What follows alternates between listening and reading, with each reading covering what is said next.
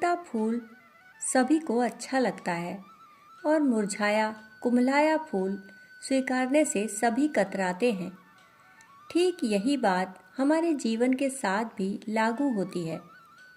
जब हम खुश होते हैं, प्रसन्न होते हैं, उत्साह से तरोताज़ा व स्वस्थ होते हैं, तो खिले हुए फूल के समान होते हैं और सभी को अच्छे लगते हैं।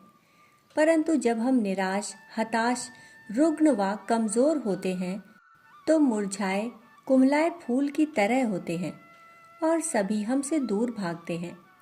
हमारे जीवन की जो परिस्थितियां हैं, निश्चित रूप से कभी हमें हंसाती हैं तो कभी रुलाती हैं, कभी निश्चिंतता देती हैं तो कभी घोर तनाव के क्षणों से गुजारती हैं।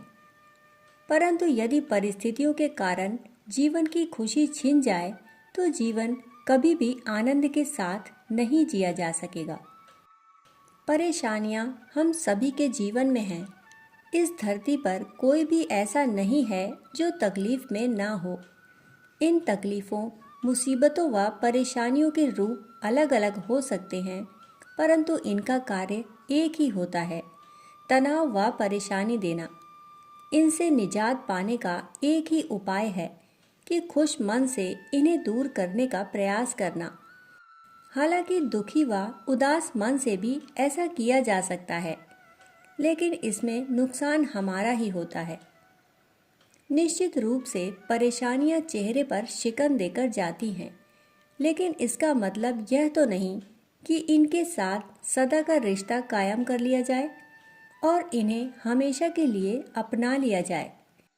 होता भी यही है कि लगातार परेशान रहने से चेहरे पर शिकन वाले भाव इतने प्रगाढ़ हो जाते हैं कि चेहरा देखने मात्र से पता चल जाता है कि व्यक्ति कितनी व किस तरह की परेशानियों से गुजर रहा है।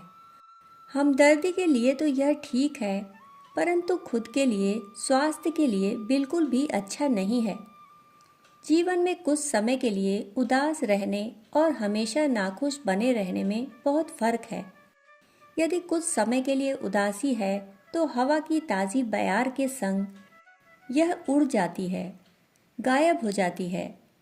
परंतु यदि व्यक्ति को नाखुश रहने की आदत हो गई है, तो फिर किसी भी तरह की अच्छी परिस्थिति क्यों ना हो, वह दुखी रहता है, उसे खुश नहीं किया जा सकता। इस बारे में अमेरिका के भूतपूर्व राष्ट्रपति अब्राहम लिंकन का कहना था कि हम उतने ही खुश होते हैं जितना अपने को खुश रहने के लिए तैयार करते हैं। खुशियों का गहरा संबंध देने के भाव से है। एक बार एक कंपनी में प्रशिक्षण कार्यक्रम चल रहा था। कार्यक्रम के मुख्य वक्ता प्रतिभागियों को कुछ सकारात्मक सोच देना चाहते थे। यह विचार कर उन्होंने प्रतिभागियों को एक सामूहिक गतिविधि में भाग लेने के लिए कहा। उन्होंने हर व्यक्ति को एक गुब्बारा दे दिया और मार्कर पेन से उस पर स्वयं का नाम लिखने के लिए कहा। फिर सारे गुब्बारे एकत्र करके उन्होंने दूसरे कमरे में रख दिए। लोग समझ नहीं पा रहे थे कि वे ऐसा करके क्या समझाना चाहते हैं, क्या हासिल करना चाहते हैं। कुछ लोग उनके काम में कमियां निकालने लगे और कहने लगे कि वक्त जाया किया जा रहा है। कुछ देर बाद वक्ता ने सभी को कमरे में जाकर 30 सेकंड के भीतर अपने नाम का गुब्बारा खोजकर लाने के लिए कहा। यह सुनते ही सभी लोग हड़बड़ा कर भागे, परंतु आपस में टकराने लगे, उलझने लगे। उस कमरे में घोर अव्यवस्था फैल गई। वे सभी लोग परेशान थे, किसी को अपने नाम का गुब्बारा नहीं मिल रहा था। जल्दबाजी में कुछ लोग गिर भी गए, परंतु कोई भी अपने नाम का गुब्बारा हासिल नहीं कर सका। लोगों को निराशा हुई। वे सोचने लगे कि यह हमें किस खेल में लगा दिया गया है। फिर मुख्य वक्ता ने उनसे कहा कि वे एक एक कर कमरे में जाएं और कोई भी एक गुब्बारा उठाकर ले आएं और उसे उस व्यक्ति को दे दें जिसका नाम गुब्बारे पर लिखा है। दिए गए निर्देश का पालन करने पर शीघ्र ही सभी व्यक्तियों को अपने नाम का गुब्बारा मिल गया। मुख्य वक्ता ने समझाते हुए कहा कि हमारे जीवन की भी कुछ यही दशा है।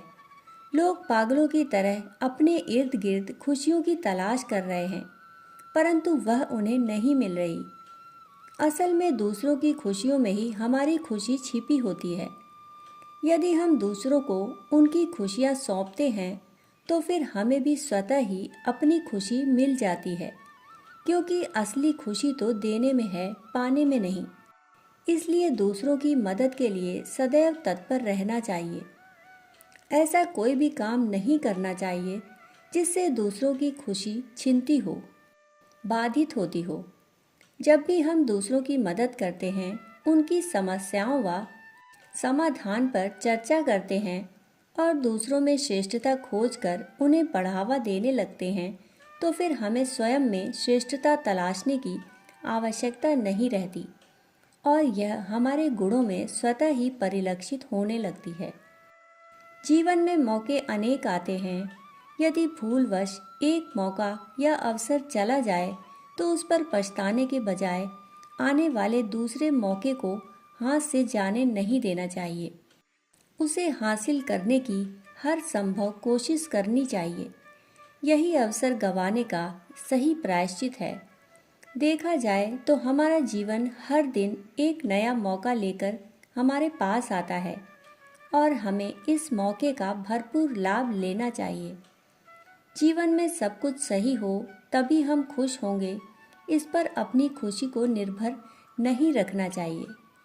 जीवन की परिस्थितियों में संतुलन तो बनाया जा सकता है, परंतु सब कुछ हमारे अनुसार चलता रहे ऐसा नहीं हो पाता।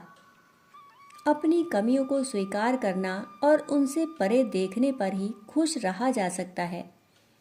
इसलिए अपनी व दूसरों की गलतियों को सहन करना आना होगा और बहुत बड़ी खुशी का इंतज़ार करने के बजाय छोटी छोटी खुशियों को गंवाना नहीं चाहिए, बल्कि उनका भी आनंद लेना चाहिए। यदि जीवन में ईमानदारी का पालन किया जा रहा है तो व्यक्ति को नैतिक बल की प्राप्ति होती है। मन में प्रसन्नता व संतुष्टि होती है कि कार्य पूरी ईमानदारी से हो रहा है। प्रसिद्ध मीडिया हस्ती ओपरा विनफ्रे का कहना है कि कोई आपको देख रहा है या नहीं, इस बात से बेपरवाह होकर हर परिस्थिति में सही काम करना ही ईमानदार होना है। ईमानदारी से काम करने पर ही हम सही मायने में अपनी आत्म समीक्षा कर पाते हैं, अपने मन के दर्पण में स्वयं को देख पाते हैं। दूसरे हमारे बारे में क्या कहते हैं, इस बात से ज़्यादा महत्वपूर्ण है कि हम स्वयं के बारे में क्या कहते हैं। हमारी स्वयं के प्रति क्या मान्यता है। खुद की नज़रों में ऊंचा उठकर ही हम दूसरों की नज़रों में अच्छा बन सकते हैं। तभी हमारे व्यक्तित्व को सही आधार मिलता है। वह आधार खोखला होता है जिसमें व्यक्ति दूसरों की नज़रों में तो सही रहता है, सही दिखता है, परंतु अपनी नज़रों से नज़रें मिलाने लायक उसके कार्य नहीं होते। इसलिए जीवन में ईमानदारी बहुत ज़रूरी है। तभी हम में आत्मविश्वास जागता है जो कि किसी भी परिस्थिति में हमें डिगने नहीं देता और हर परिस्थिति में चेहरे की मुस्कान को बनाए रखता है।